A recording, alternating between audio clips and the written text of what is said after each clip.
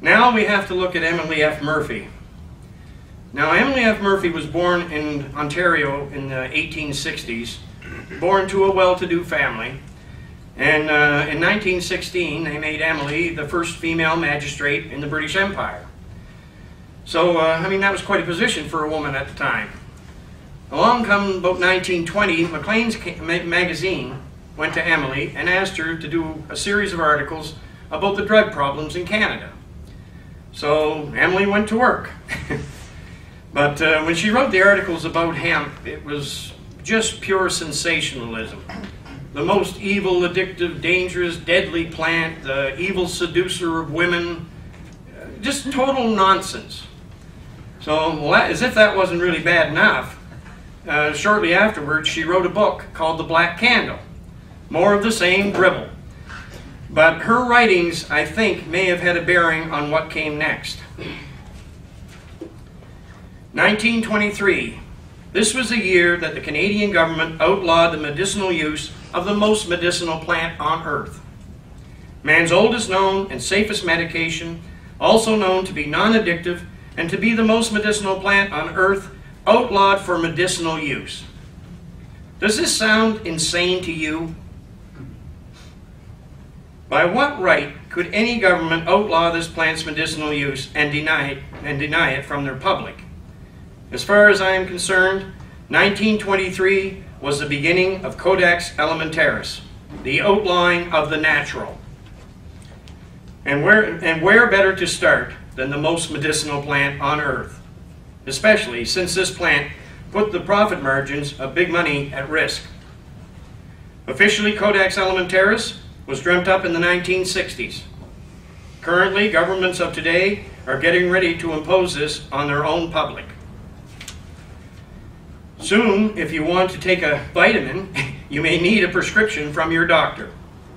Big money wants to have total control of everything natural that has healing properties. Now, I don't know about you folks, but I don't find the specter of Codex Alimentarius very inviting.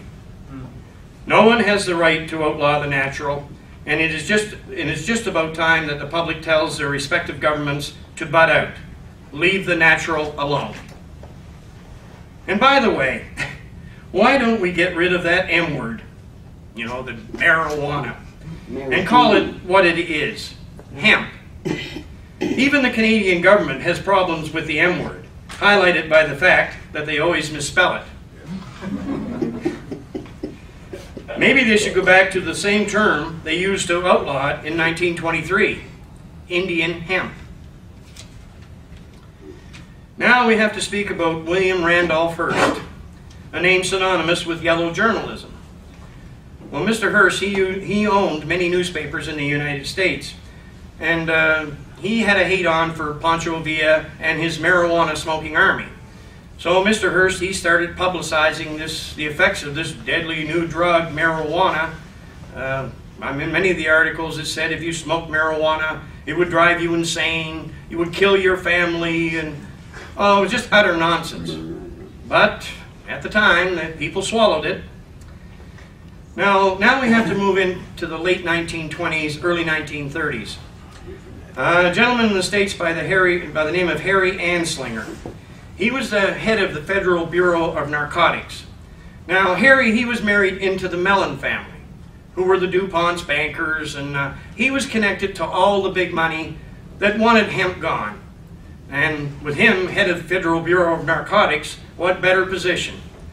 So, I mean, he began beating the drum very loudly to outlaw hemp. Then, around 36, 37, they come out with they started with the marijuana movies, Reefer Madness, and all of that nonsense. None of it was based in any truth. It was just more sensationalism. So, well, anyway, basically they went out about 1937 in the States. They started the Marijuana Tax Act. And this basically eliminated hemp being grown in the United States. But shortly afterwards, within 2-3 years, the Japanese invade the Philippines. And of course, when they did, that cut off the hemp supply to the United States that they needed for their war effort. So all of a sudden, you know, hemp is wonderful stuff again. The Department of Agriculture in the States put out a video called Hemp for Victory. So all during the war, they grew hemp for the war effort. But at the end of the war, back to outlawed again. So in 1954, Mr. Anslinger had the United Nations declare the most medicinal plant to be non-medicinal. In 1961, the Single Convention Treaty. To be recognized as a member of the United Nations, a country must agree to prohibit hemp use to their people. Does that sound like a club you'd want to be part of? Well, now comes the 1960s. Reports coming from everywhere about hemp's ability to heal or to help many medical conditions. Asthma, glaucoma, pain relief, lowering blood pressure, etc., etc. Now we move to the 1970s.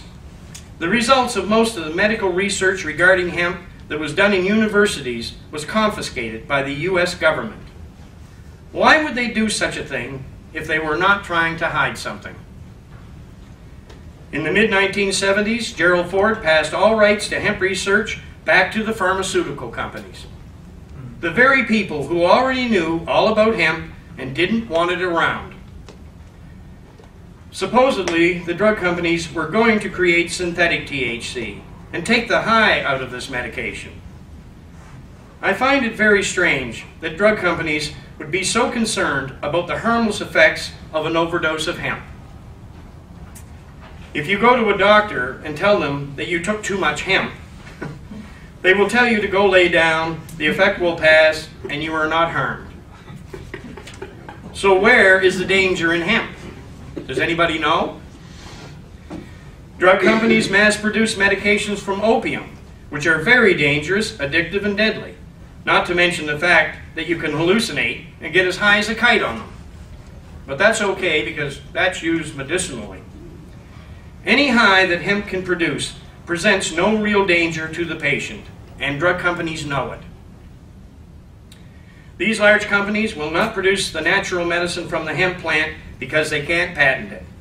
The medicine has always been there, but greed and ignorance have kept it from the public. Synthetic THC, which can be patented, has never worked out very well for the drug companies. Many people found it to have undesirable side effects, and only a small percentage of people have found synthetic THC to be effective. Slowly, the drug companies again began looking at hemp, since it was the only natural source of THC. Currently, they are now looking at ways to patent hemp, and of course, any hemp medicine produced by such companies will come at a very high cost. In 1997, the Canadian government makes hemp a Schedule II drug, which means it can now be used in medicine. So the government was just opening the doors for the pharmaceutical companies. In 1998, Dr. David Suzuki, on his show The Nature of Things, aired an episode called Reefer Madness 2. I think this show was designed to help reintroduce hemp's medicinal use to the public and to help pave the way for Big Pharma to fill their pockets when they started selling it. Then, in 2003, I came on the scene and threw a monkey wrench into the spokes of big drug companies by telling people the truth about hemp medicine and why it was denied. For this, I have no regrets. I did the right thing by simply following my conscience and exposed a great deal of corruption within our system. Why does big money think they have the right to control everything, deny us the medicine, and in the end kill us with their chemicals for a profit? Putting up with such treatment reduces the human race to nothing more than a flock of sheep being led to the slaughter. How many must suffer and die before the human race is willing to stand as one and demand their rights? This is something that should have happened decades ago. But people on the whole just sit there in their apathy and wait for someone else to do it for them. If you are looking for someone to blame, we must blame ourselves. For to date, we are the ones who have not acted to bring an end to this travesty. Stand up and be counted, for your very life may depend on it.